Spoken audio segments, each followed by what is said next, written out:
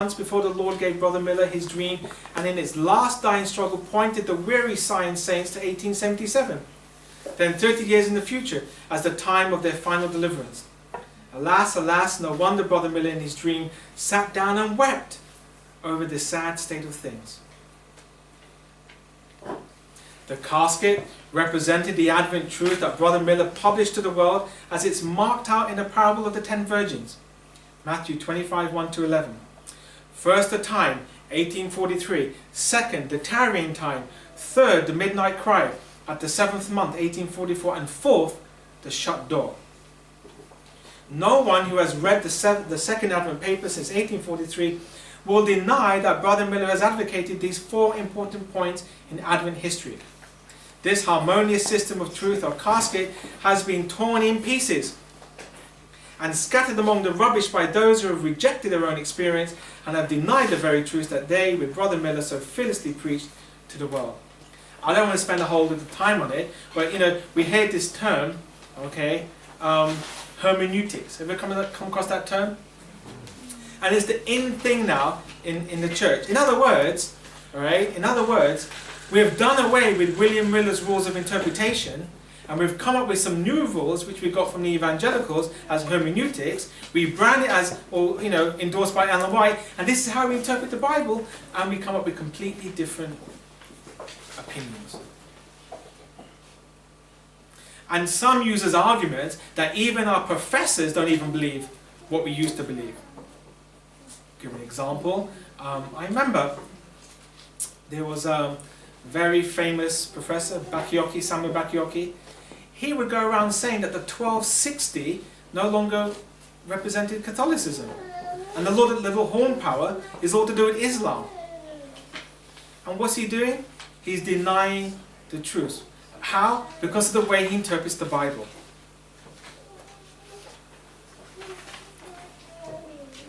So we're going to be careful what we believe, what we imbibe, and the truths and the interpretation that we take.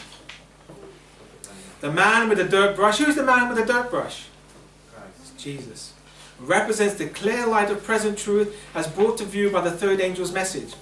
Revelation 14:9-12, which is now purging the errors away from the remnant.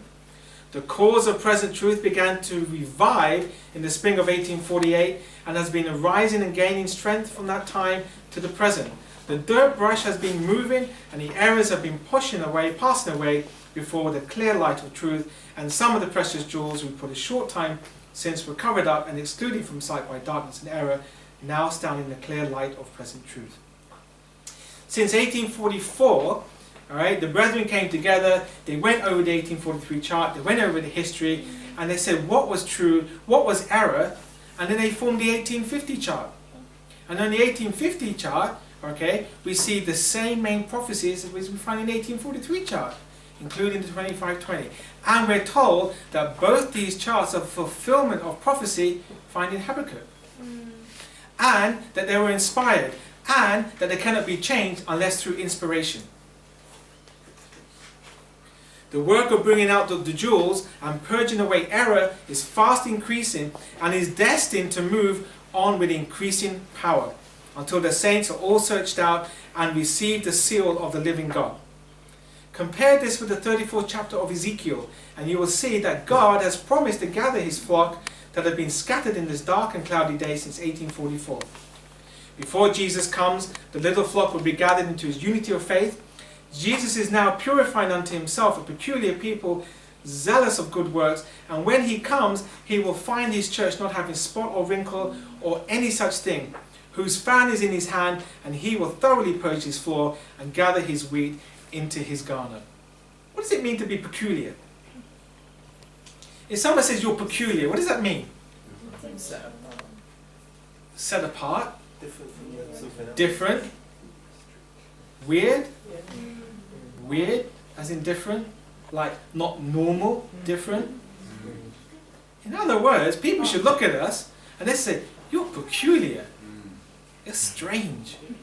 Did anyone ever say that about you? Okay. But we need to be peculiar people.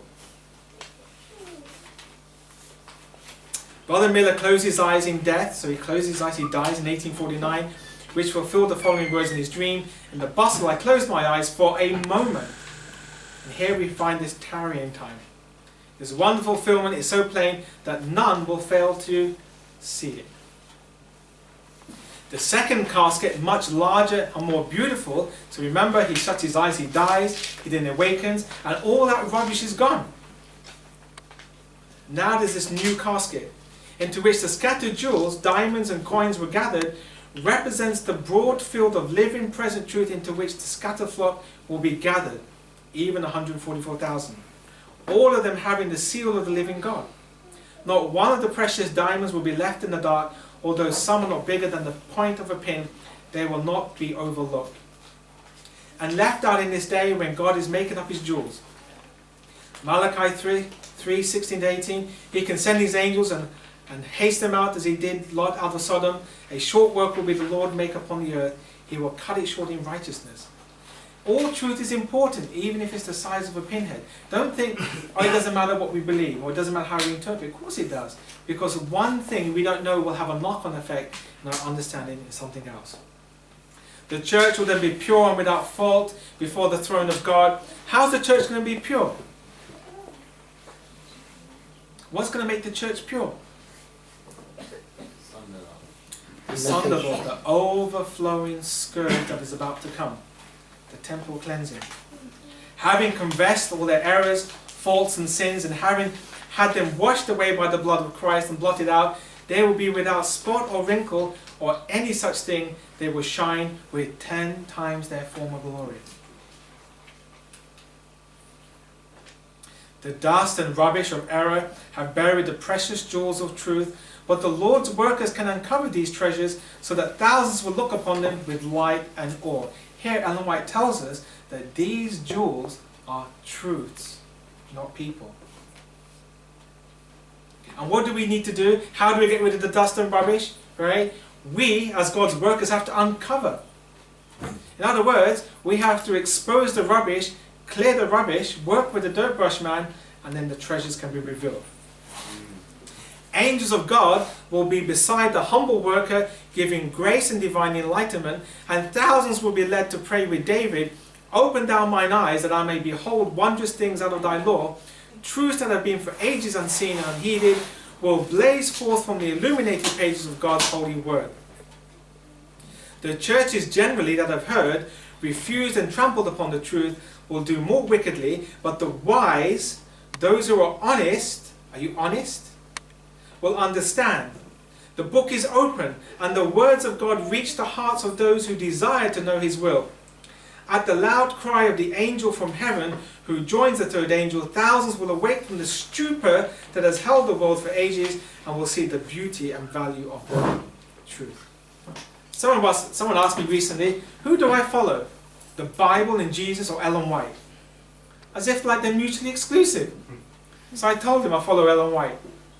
Because Ellen White is the testimony of Jesus, which is the spirit of prophecy. And Ellen White clearly says, I get my instructions from Jesus. So by following Ellen White, I'm following Jesus.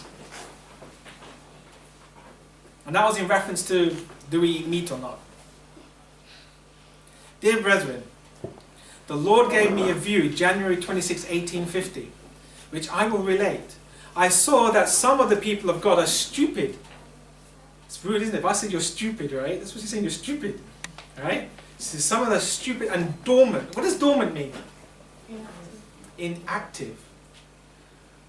You know why we're not getting much persecution? You think you're getting persecution. You know why we don't get much persecution?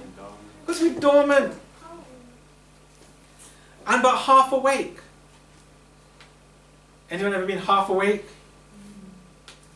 They do not realize the time we are now living in, and that the man with the dirt brush has entered, and that some are in danger of being swept away.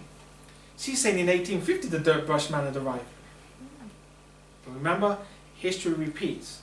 And we know that history repeats. We know in our time, as we'll learn in the next session, that when the second cleansing starts, before the second cleansing starts, there's a first cleansing that starts.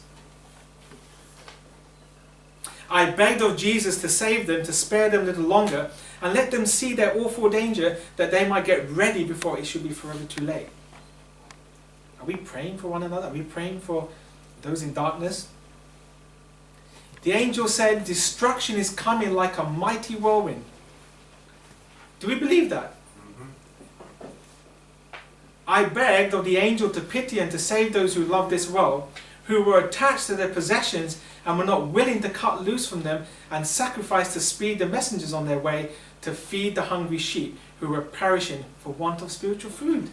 Is there want of spiritual food? Do we have possessions that we want to get rid of?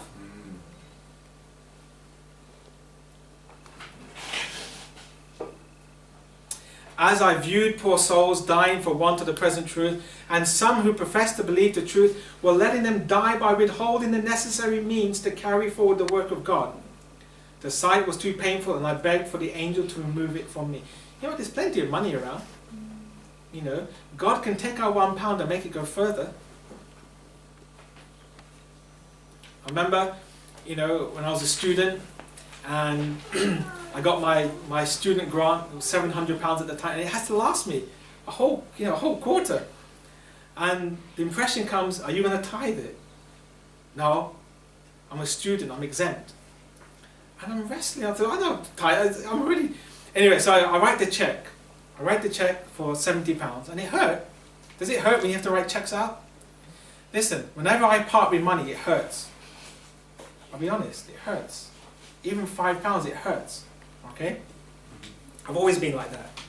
So I write this check, and then I'm off to my lecture room, and just before I go to my lecture room, I thought, let me go check my post at the mailbox. And I get this letter in here. Don't forget your lunch appointment this coming Wednesday to receive your prize money. What's that? So I go to the office. I said, I've got this letter, but I think it's a mistake. They said, is your name Manjit? I said, yeah. They said, didn't you get the letter? I said, no. She said, you won top prize for your assignment, and you won £100 from one of the top accountancy firms, and they invited you for lunch because they want to recruit you to go work for them. I paid 17, I got £100 back. We need to, you know, I'm telling myself now, we need to be faithful. But you know what? We need to put that to where present truth is being preached. Can no longer put it to where error is being preached. Can't. As I viewed poor souls dying for want of present truth, and some who profess to believe the truth were letting them die by withholding the necessary means to carry forward the work of God. I saw that when the cause of God called for some of their property, like the young man who came to Jesus, they went away sorrowful, and that soon the overflowing scourge will pass over and sweep their possessions all away. And then it will be too late to sacrifice earthly goods and lay up a treasure in heaven. History is to repeat. Again and again I have been shown that the past experiences of God's people are not to be counted as dead facts. We are not to treat the record of these experiences as we would treat a last year's almanac. That's why I did that series called Pathways of the Pioneer. I thought, we don't know our history. The record is to be kept in mind. Why? Because history will repeat itself. We're told that the history from 1840, 1844 is going to be repeated. And if we don't understand that history, how are we going to be ready? When the third angel's message is preached as it should be, power attends its proclamation, and it becomes an abiding influence. It must be attended with divine power, or it will accomplish nothing. I'm often referred to the parable of the 10 virgins, 5 of whom were wise and 5 foolish, and this parable has been in the past and will be fulfilled again in the future to the very letter. For it has a special application to this time, and like the third angel's message, has been fulfilled and will continue to be present truth to the close of time. Temptations are being brought in by men who have been long in the truth. The truths that we received in 1841, 42, 43 and 44 are now to be studied and proclaimed. The messages of the first, second and third angels will in the future be proclaimed with a loud voice, and they will be given with earnest determination and in the power of the Spirit. What does earnest mean? You put all your energy and might into it. And we already learned last week that these events, the three angels' messages, are events placed in history that will be repeated, and it's for us, okay, to understand when those events are to be repeated. The very last deception, Satan is constantly pressing in the spirit. What does spurious mean? What does spurious mean? Counterfeit, rubbish, error. They'll even use Ellen White quotes to support church planting methods. Constantly pressing the spurious to lead away from the truth. The very last deception of Satan will be to make of none effect the testimony of the Spirit of God. Where there is no vision, the people perish. Satan will work ingeniously in different ways and through different agencies to unsettle the confidence of God's remnant people in the true testimony. So you'll say, oh, you know, that's not what Ellen White means, or, oh look, we found some evidence that Ellen White's a false prophet. All of these things. And you know what? You know what? When you think about Daniel chapter 2, how did he interpret the dream? When the king had the dream, how was he able to interpret the dream? How was he able to interpret the dream?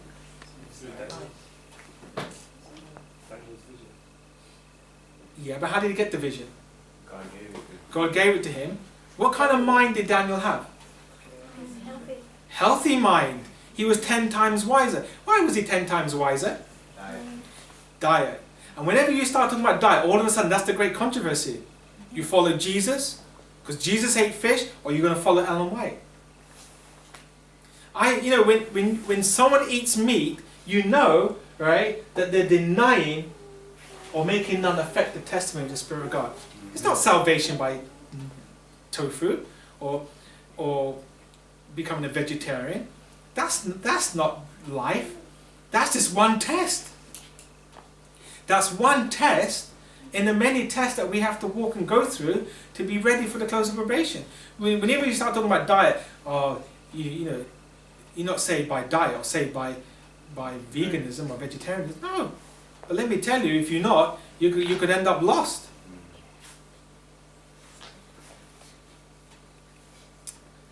And it shall come to pass at that time, what time? Our time, that I will search Jerusalem with candles and punish the men that are settled on their knees, that say in their heart, the Lord will not do good, neither will he do evil. In other words, the Lord's fine. Gather yourself together, yea, gather together in camp meetings and family camps and stuff like that, O nation not desired, before the decree bring forth, before the day passes the chaff, before the fierce anger of the Lord come upon you, before the day of the Lord angers come upon you. Seek ye the Lord, all ye meek of the earth, which have wrought his judgment. Seek righteousness, seek meekness. It may be ye shall be hid in the day of the Lord's anger. But you know what? They ignored it. We are near the close of time. I have been shown that the retributive judgments of God are already in the land. The Lord has given us warning of the events about to take place. Light is shining from his word, yet darkness covers the earth, and gross darkness the people. Who's causing gross darkness among the people? The leaders. There's darkness covers the earth, and gross darkness the people. When they shall say peace and safety, then sudden destruction cometh upon them, and they shall not escape. So the messages we hear in churches where it's peace and safety, that's the fulfillment that we're coming to the end. I'm coming to it. Testimonies, volume 5, page 99.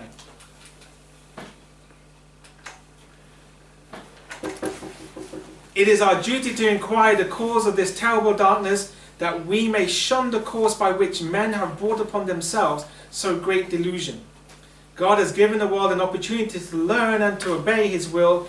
He has given them in his word the light of truth. He has sent them warning, counsel, and admonition, but few will obey his voice. Will you obey his voice today, brethren? How many? God had to give me 3 times. Are you going to deny the 25-20 because of a bit of persecution? 3 times. He has sent them warning, counsel, and admonition. When's the last time we picked up our testimonies? but few will obey his voice. Like the Jewish nation, the majority, even the professed Christians, pride themselves on their superior advantages, but make no returns to God for these great blessings. In infinite mercy, a last warning message has been sent to the world, announcing that Christ is at the door and calling attention to God's broken law. But as the antediluvians rejected with scorn the warning of Noah, so will the pleasure lovers of today reject the message of God's faithful servant. And the world pursues its unvarying round, absorbed as ever in its business and its pleasures, while the wrath of God is about to be visited on the transgressors of his law. Brethren, there's no time left, literally. Christ is ready to sweep away. The scriptures are given for our benefit, that we may have instruction in righteousness. Precious rays of light have been obscured by the clouds of error. But Christ is ready to sweep away the mists of error and superstition, and to reveal to us the brightness of his Father's glory, so that we shall say as did the disciples, "Did not our heart burn within us while we talked with us by the way?" When's the last time you heard a message and it's burning in your heart? This is truth. What are you going to do, brethren? By pen and voice. The first and second messages were given in 1843 and 1844. And we are now under the proclamation of the third.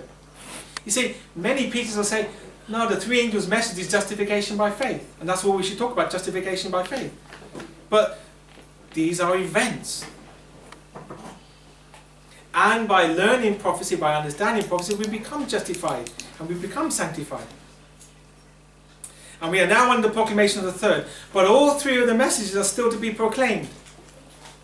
It is just as essential now as ever before that they shall be repeated to those who are seeking for the truth.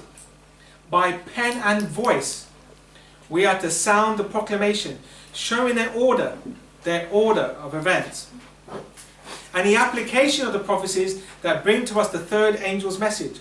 There cannot be a third without the first and the second. And these messages we are to give to the world in publications, in discourses, showing in the line, the line of prophetic history, the things that have been and the things that will be.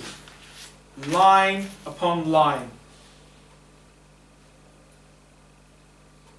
He will purify his church, even as he purified the temple at the beginning and close of his ministry on earth.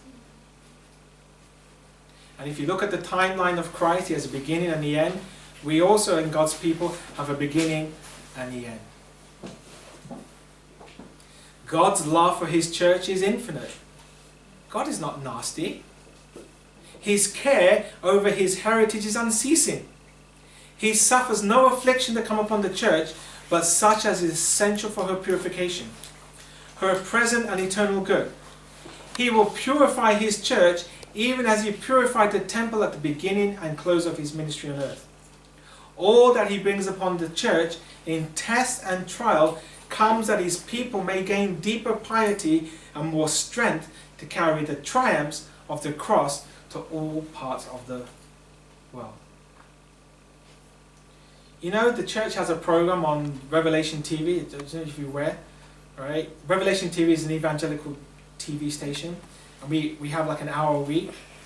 And you think on such a channel, we'll be talking about prophecy. Do we talk about prophecy? Under the influence of the fertilizing showers, the tender shoot springs up. The latter rain, falling near the close of the season, ripens the grain and prepares it for the sickle. Time is running out. We need to get out the cities. We need to start planting. We need to start physically receiving the latter rain and spiritually receiving the latter rain. Brethren, time is short.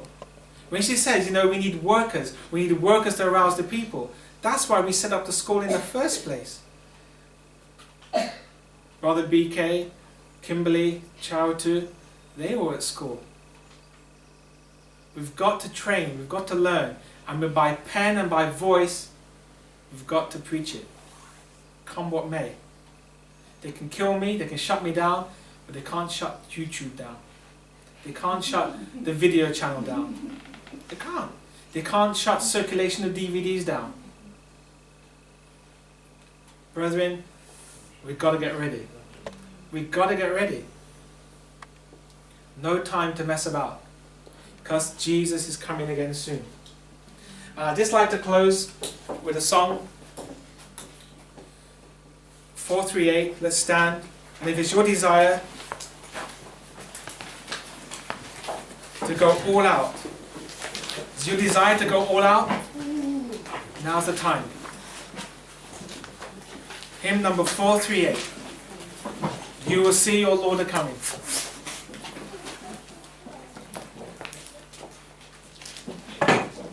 You will see your Lord a-coming, you will see your Lord a-coming, you will see your Lord a-coming in a few more days. Hear the band of music, hear the band of music, hear the band of music which is sounding through the air. Gabriel sounds his mighty trumpet, Gabriel sounds his mighty trumpet, Gabriel sounds his mighty trumpet in a few more days. Hear the band of music, hear the band of music, hear the band of music which is sounding through the air. You will see the saints arising, you will see the saints arising, you will see the saints arising in a few more days. Hear the band of music, hear the band of music, hear the band of music which is sounding through the air. Angels bear them to the Saviour, angels bear them to the Saviour, angels bear them to the Saviour in a few more days. Hear the band of music, hear the band of music, hear the band of music which is sounding through the air. Then we'll shout our sufferings over, then we'll shout our sufferings over, then we'll shout our sufferings over in a few more days. Hear the band of music, hear the band of music, hear the band of music which is sounding through the air. You know, brethren, this isn't some peace and safety message that we are involved with. It's a fearful, scary, frightening messages. And for us to have children, God help us. You know, me and Emma, we were talking, and she was praying, Lord,